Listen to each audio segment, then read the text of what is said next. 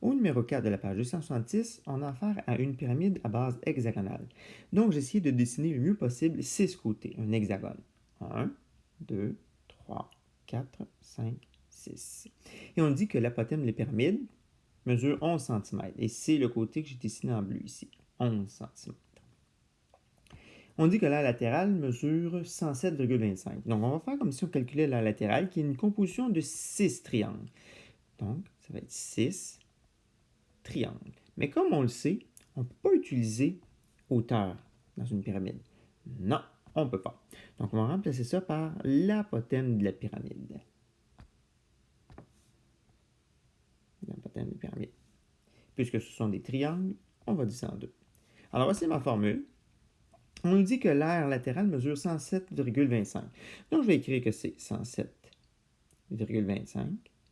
Donc, ça, c'est 6 fois la base, fois l'apothéose que je connais, qui mesure 11, c'est celle-là, divisé par 2. Bon, on sait qu'on peut tout simplement ajouter ça comme ça.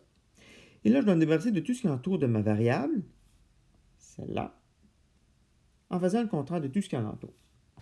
Donc, je vais, le contraire de diviser par 2, je vais faire fois 2, des deux côtés. De sorte que le sur 2, il va disparaître comme ça. Alors, 107,25, quand je multiplie par 2, moi, j'ai obtenu 214,5. 214,5. Je suis aussi allé faire 6 fois 11. Pour moi, là, ça vaut 66. Donc, c'est comme si j'avais 66 fois B.